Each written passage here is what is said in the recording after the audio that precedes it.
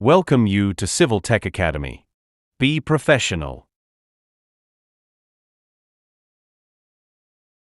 আমরা এখানে সার্চ দিয়ে বলছি কম্পিউটার টেবিল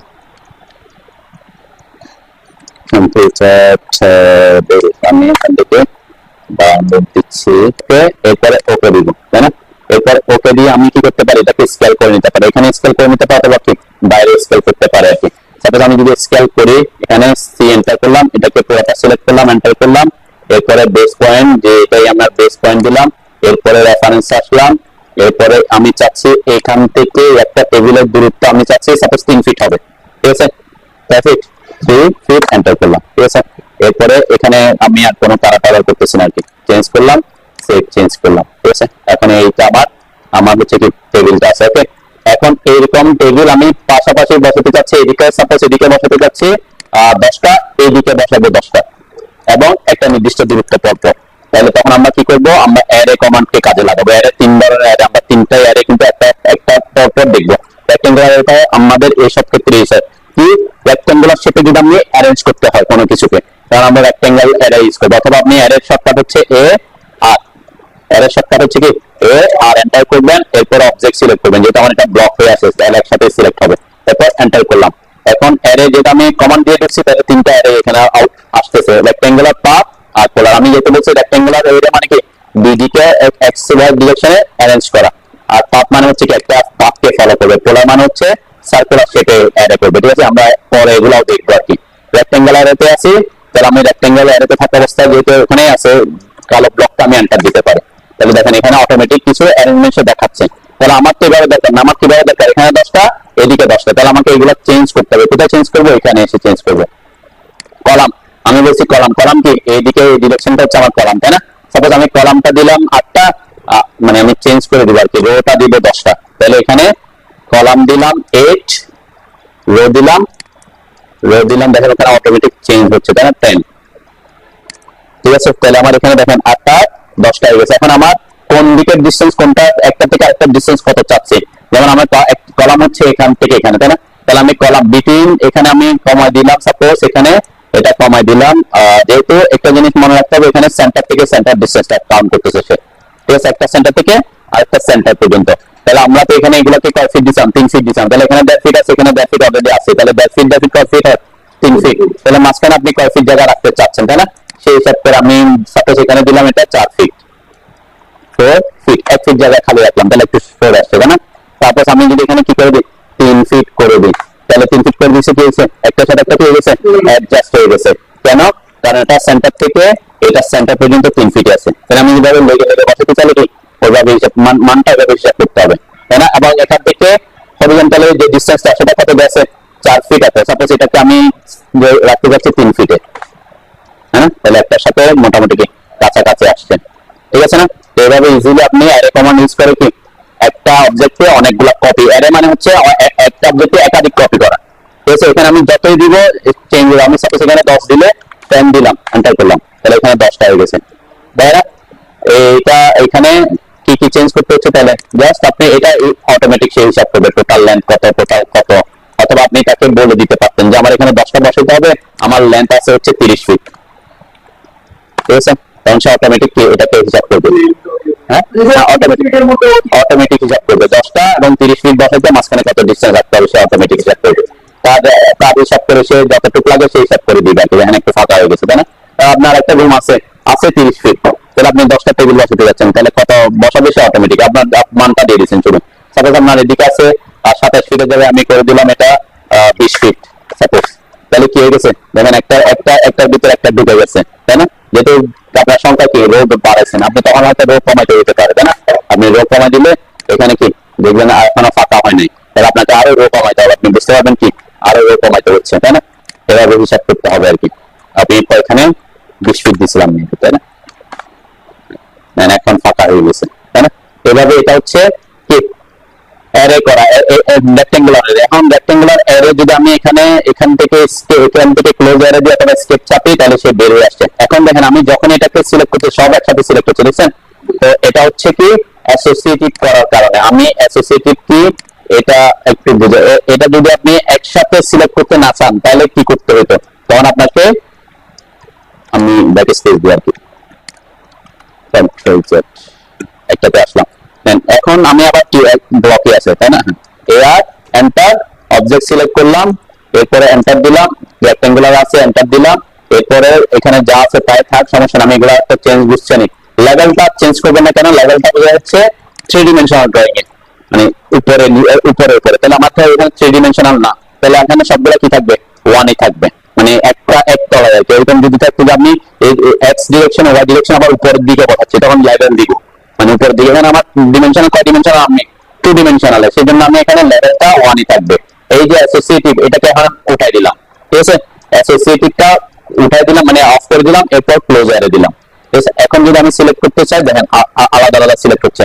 অ্যাসোসিয়েটিভ হলে সব একসাথে কি একসাথে মানে সংঘবদ্ধ হয়ে থাকবে, আর অ্যাসোসিয়েটিভ বলে দিলে আলাদা ব্লকগুলো সব আলাদা আলাদা হবে। আপনি চাইলে যে কোনো একটা ব্লককে এখান থেকে ডিলিট করতে পারবেন, তাই না, যদি হয় আর কি। তাহলে অ্যাসোসিয়েটিভটা হচ্ছে সেটা। আপনি এখন চাইলে এখানে আর এডিটে এডিটে মানে অ্যারে এডিটর ঢুকতে পারবেন না। আগে হয়তো কি অ্যাসোসিয়েটিভ করলে সুবিধা হচ্ছে কি, আপনি যদি কখনো যদি অ্যারে আচ্ছা সাপোজ আমি এটাকে সিলেক্ট করলাম, এন্টার করলাম, রেক্টেঙ্গুলার অ্যারে দিলাম, এখন এখানে যে অ্যাসোসিয়েটিভ দিলাম, ঠিক আছে, এরপর ক্লোজ করলাম। এখন সুবিধা হচ্ছে কি, যখন আমি ডাবল ক্লিক করবো তখন অ্যারে এডিট আবার ঢুকবে, অ্যাসোসিয়েটিভ দেওয়ার পর কার ফলে এটা হবে, ঠিক আছে। আর যদি আপনি অ্যাসোসিয়েটিভ না রাখেন তাহলে কি আপনি অ্যারেকে এডিট করার জন্য অপশনে ঢুকতে পারবেন না, ঠিক আছে।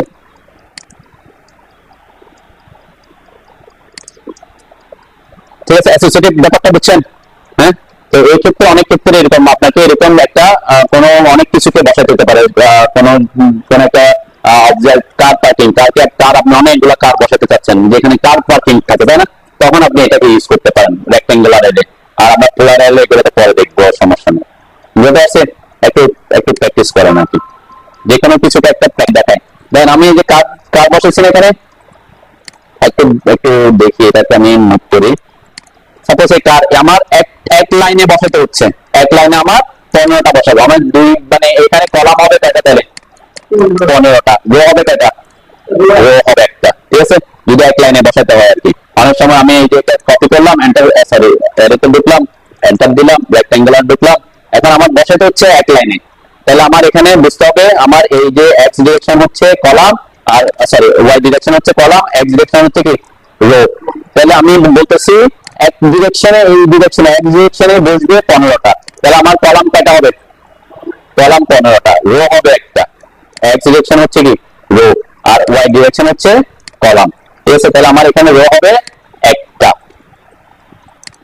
ঠিক আছে, রো একটা রো হয়ে গেছে, তার মানে কি মানে রো একটা, এই ডিরেকশনে আমার রো একটা, আর কলাম এই রোতে কয়টা গাড়ি বসবে, 15টা বসবে, তাহলে তখন কলাম হবে কয়টা, 15টা, বুঝতে পারছেন। এটা আবার ওই মানে যে ডিরেকশনে বসবে আর কি, আমি এক ডিরেকশনে বসাচ্ছি, তাহলে রো রো হবে কয়টা, একটা। আমি যদি ওয়াই ডিরেকশনে বসাতাম তখন কি হইতো, তখন তখন কলাম হইতো একটা, রো হইতো 15টা। মানে এটা যদি এই ডিরেকশন আমি যদি এটাকে এইভাবে বসাতাম, যে কারটা অ্যাসোসিয়েটিভ হয়ে গেছে আর কি।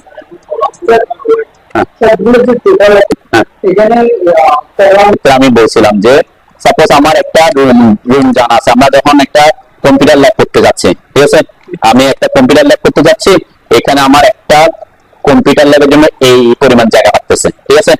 তো এইখানে এখানে হয়তো এরকম হতে পারে, আপনার চেয়ার গুলো হয়তো ছোট বড় হইতে পারে, আমি যেহেতু টেবিলকে ইয়ে করছি সে অনুযায়ী সেটা হয়েছে আর কি, যাও যেটা হয়েছে সেটাই ধরলাম। তাহলে এখানে আমার একটা রুম দেওয়া আছে, সাপোজ রুমের সাইজ দেওয়া আছে, এটা রুমটা হচ্ছে 20 ফিট আর 30 ফিট, ঠিক আছে, আমার এটা হচ্ছে রুম। তাহলে এখানে আমার এটাকে বসাইতে হবে, ঠিক আছে। তাহলে আমি এটাকে মুভ করে সাপোজ এখানে আমি বসাইলাম, এখান থেকে এটাকে কয় ফিট দূরে বসাবো সেটা আমরা ডিফাইন করতে পারি, ঠিক আছে। এভাবে আমি বসালাম আর কি, এখান থেকে সাপোজ আমি যদি বলি যে এটা আরেকটু আমরা 3 ফিট হিসাব করে আমরা সামনে 5 ফিট বাদ দিই আর কি, অথবা আমরা এটাকে এভাবে বলতে পারতাম যে মুভ করি আমি এখানে নিয়ে আসলাম, ওকে। এটা আমার রুম সাইজ, ঠিক আছে না। আমি বলছি প্রথমটা আমার এখান থেকে 3 ফিট দূরে বা 4 ফিট, আমাদের এখানে যেমন আমরা 4 ফিট ছেড়ে দিছি, তাই না? 4 ফিট ছেড়ে তারপর বসবে। তাহলে আমি এটাকে কি করতে পারি, মুভ করে আগে 4 ফিট এন্ড এটা সেভ করে এখান থেকে আমরা কি উপরের দিকে আনবো কয় ফিট, 4 ফিট। এখন যদি আমি যদি বলি এটা 4 ফিট উপরে আসবে আর 1 ফিট গ্যাপ থাকবে, তখন কি করবেন, কোন কাকে কাজে লাগাবেন বলেন তো এটাকে মুভ করার জন্য? টার্গেট হচ্ছে এখান থেকে 4 ফিট আসবে, আবার এইদিকে 1 ফিট মুভ হবে। তাহলে দুই ডিরেকশনে মুভ করতে হবে, কি করবেন? একটা কমান্ড শিখেছিলাম, হ্যাঁ, মুভ। আমি আগে মুভ কমান্ডে ঢুকে এন্টার করলাম, এরপর অবজেক্ট সিলেক্ট করলাম, এন্টার করলাম, এরপর বেস পয়েন্ট নিলাম। এই বেস পয়েন্ট নেওয়ার পর আমাকে এখন মুভ করতে হবে, তাই না? এটাকে 4 ফিট আর 1 ফিটে মুভ করতে হবে। তখন বলছিলাম যদি এরকম কোনো রেফারেন্স পয়েন্ট না থাকে তখন আপনাকে করতে হবে কি, টেম্পোরারি ট্র্যাকিং, টেম্পোরারি ট্র্যাকিং এ ঢুকতে হবে। হ্যাঁ, টিকে এন্টার করে এটা এগুলো আমরা কাজে লাগাতে হবে আর কি। টিকে এন্টার করার পরে এখানে ফার্স্ট ট্র্যাকিং পয়েন্ট হচ্ছে আমার এটা হবে, তাই না? এই পয়েন্ট থেকে শুরু করে উপরের দিকে 4 ফিট আসতে হবে, এন্টার করব। এরপরে এদিকে কত ফিট, 1 ফিট বলছে, এন্টার করব। এরপর আমার ট্র্যাকিং করা শেষ, এরপর এন্টার করব, তাই না? এটা হচ্ছে কি টেম্পোরারি ট্র্যাকিং এর কাজ। এই অবস্থায় আমি এখন করতে হবে কি, এআর এন্টার করব, অবজেক্ট সিলেক্ট করলাম, এন্টার করলাম, রেক্ট্যাঙ্গুলার এরিয়া ঢুকলাম। এখন এখানে আমার সাপোজ আমার জায়গা আমি বলছিলাম এদিকে 20 ফিট, এদিকে 30 ফিট, তাই না? তারপরে এই যে টোটালটা আমি দিয়ে দিচ্ছি, এখানে টোটালটা দিয়েছি, যেটা 1 ফিট বাদ দিচ্ছি, মানে এদিকে 1 ফিট অলরেডি বাদ চলে গেছে। তাহলে এখানে আমি কাউন্ট করবে কিন্তু সে কি সেন্টার থেকে সেন্টার, ঠিক আছে? এটা মাথায় রাখতে হবে। তাহলে এখানে 1 ফিট আরো 1.5 ফিট, তাহলে কয় ফিট, 2.5 ফিট। তাহলে আমি এখানে 2.5 ফিট বাদ দিলাম, 5 ফিট বাদ দিলাম। 20 থেকে 5 ফিট বাদ দিলে কত হয়, 15 ফিট। তাহলে আমি এখানে 15 ফিট দিলাম, ওকে। হ্যাঁ, 15 ফিট দেওয়ার পরে দেখেন কয়টা, আমি যদি এখানে 5টা দিতে চাই, 5টা দিলে কি হবে, এখানে অটোমেটিক সে ওই যে বাইরে নিয়ে গেছে, তাই না? বাইরে নিয়ে গেছে। তাহলে আমি 5টা বসাতে পারবো না, তাহলে আমাদের কয়টা বসাতে হবে, আমাকে এখানে বসাতে পারবো আমি 4টা কলাম, ঠিক আছে? এভাবে আপনি ইজিলি বুঝতে পারবেন যে হ্যাঁ একটার মধ্যে একটা গ্যাপ হলে কত। এখন এদিকে বসাইতে হবে, তাহলে আমি এদিকে বাদ দিচ্ছি কয় ফিট, 4 ফিট। সাপোজ আমি এখানে 30 থেকে 4 ফিট বাদ দিয়ে 26 দিয়ে আগে, যদিও সেন্টার কাউন্ট করবে, সেন্টার কাউন্ট করার কারণে সে 26 ফিট পাবে না। তারপর আমি 26 ফিট দিলাম আর কি। 26 ফিট দিয়ে এখানে যেহেতু রো আছে 3টা, সেই হিসাবে 13 ফিট গ্যাপ করে দিচ্ছি। আমি এখানে রো দিলাম সাপোজ 7টা, ঠিক আছে? তাহলে 7 এর সাথে 13 ফিট করে 78 করে দিচ্ছি। আমার পেতে হবে কত, 26, ঠিক আছে? তাহলে দেখেন 26 হলে বুঝতে পারতেছে। তাহলে আমার রো একটা কি করতে হবে, কমাইতে হবে। তাহলে আমি রো করবো কয়টা, এখানে 6টা, ঠিক আছে না? মানে এটা হলে আপনি তখন বুঝতে পারবেন যে একটার মধ্যে একটা গ্যাপ কত হচ্ছে। তাহলে এখানে গ্যাপ কত হয়ে গেছে, এখানে 4 ফিট 4 ইঞ্চি। গ্যাপটা আমি চাচ্ছি 4 ফিট 4 ইঞ্চি, এখানে গ্যাপ আছে না বেশি, তাহলে গ্যাপটাকে আমি কমাইতে চাচ্ছি কত, সাপোজ আমি চাচ্ছি 3.5 ফিট হোক, ঠিক আছে? দেখেন এখানে বাড়তেছে। তাহলে এখন যেহেতু বাড়ছে আমি আবার এটাকে একটু বাড়াতে পারি, তাই না? ঠিক আছে? এভাবে কি করে দেখতে পারেন যে লেগে যাচ্ছে কিনা, তাই না? তাহলে আপনার জন্য ইজি হয়। কয়টা হবে আপনার একেবারে হিসাব করার দরকার নেই, এখানে এগুলো চেঞ্জ করে করতে পারবেন। এখন যদি আমি অ্যাসোসিয়েটেড দিয়ে রাখছি, তাহলে অ্যাসোসিয়েটেড যেহেতু দেওয়া ছিল, তাহলে ডাবল ক্লিক করলে কোথায় ঢুকবে, সে অ্যারে এডিট আবার ঢুকবে। আর যদি অ্যাসোসিয়েটেড না করে তাহলে অ্যারে এডিটে ঢুকবে না, অ্যারে কাজটা কারণ সে আলাদা হয়ে গেছে। তখন আপনি আবার চেঞ্জ করতে পারবেন, সেটাই আর কি। তারপর যেখানে আমি এখানে 8 করলাম, এখানে আমি 8 করে দেখতেছি বেশি হয়ে যাচ্ছে, আমি এখানে 3 ফিট করে দিলাম, তাই না? এইরকম করে কি করতে পারে। আর এখানে 21 ফিট এটা হিসাব করতেছে, সে কি হিসাব করতেছে সবসময় এখান থেকে এই বরাবর কত করতেছে, ঠিক আছে? তো এই জায়গাটা আপনি এখানে বাড়াই দিলে কি বেড়ে যাবে, এখানে আমি যদি বাড়াই সাপোজ এখানে করলাম 26 ফিট, তাহলে অটোমেটিক ওই যে ডিসটেন্সটা একটা থেকে একটা ডিসটেন্স বেড়ে গেছে, তাই না? তো এটা বেড়ে গিয়ে ওখানে বাইরে হয়ে গেছে। তখন আপনাকে আবার কি করতে হবে, হয়তো এখানে 3 ফিট কম করে দিতে হবে। এটা একটার সাথে একটা রিলেটেড আর কি। এখানে 9টা করলে আমি 3 ফিটে একটার সাথে একটা রিলেট করে বাড়াতে কমাইতে হবে, ঠিক আছে? তো এইভাবে আপনি পোলার অ্যারে দিয়ে রেক্ট্যাঙ্গুলার অ্যারে দিয়ে আপনি কাজ করতে পারবেন, ঠিক আছে? হ্যাঁ, অ্যাসোসিয়েটিভ কালার চেঞ্জ না, এটা হচ্ছে দা ব্লক তো ব্লকে আপনি তো কালার চেঞ্জ করার জন্য আগে থেকে এটা করে ফেলবেন। ব্লক তো আমি কালার চেঞ্জ করবো ব্লকে, বুঝলেন?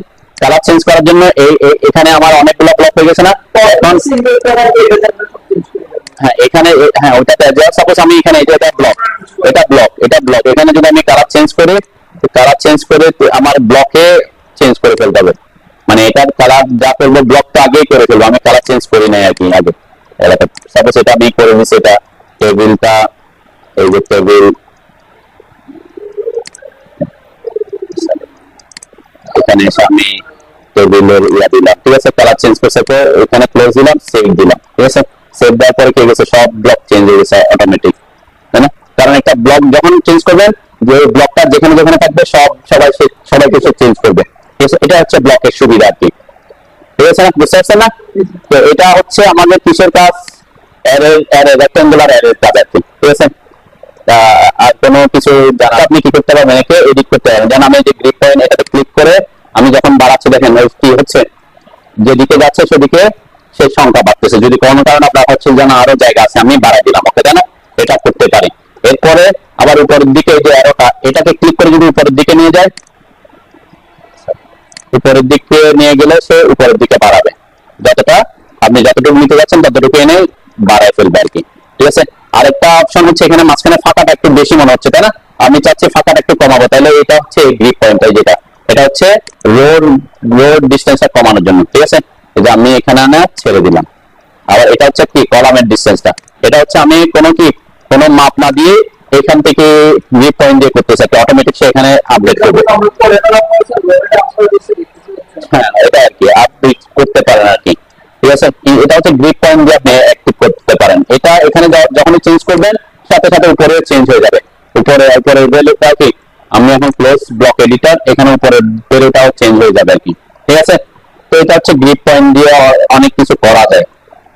তো অ্যাসোসিয়েটিভ করলে সাধারণত আমরা কিছু ক্ষেত্রে কি অ্যাসোসিয়েটিভ কে প্রেফার করি। আবার সাপোজ কোনো কারণে আপনার এখানে কোনো একটা অবজেক্টকে ডিলিট করার দরকার হতে পারে, যেন আমার কি লাগবে না, হয়তো এই মাঝখানে একটা আমি রাখবো না, কোনো কারণে ওখানে কিছু আছে, ঠিক আছে। তখন আপনি অ্যাসোসিয়েটিভ রাখলে এটা ডিলিট করতে পারবেন না, তখন আপনাকে কি করতে হবে, এডিট, মানে এটা তখন আনঅ্যাসোসিয়েটিভ করে, অথবা আরেকটু দিকে দেখেন, এইগুলা একটু কারণ সবসময় হয়তো মনে থাকবে না। যেমন এটা এখন অ্যাসোসিয়েটিভ হয়ে কি একসাথে আছে, তাই না? এখন কোনো কারণে আপনার এটাকে ভাঙতে হচ্ছে, অ্যাসোসিয়েটিভ থেকে আলাদা আলাদা করতে হচ্ছে, কি করবেন, এক্সপ্লোড করে ফেলবেন। এখানে আনঅ্যাসোসিয়েটিভ করার অপশন নাই, তাই না? তখন কি করবেন, এটাকে সিলেক্ট করে এক্স লিখে এন্টার করবেন, তখন এরা কি আলাদা হয়ে যাবে ব্লকগুলো, ঠিক আছে। এটা হচ্ছে অ্যাসোসিয়েটিভটা আর কি ইয়া করার অপশন আর কি, এই ক্ষেত্রে এর ক্ষেত্রে।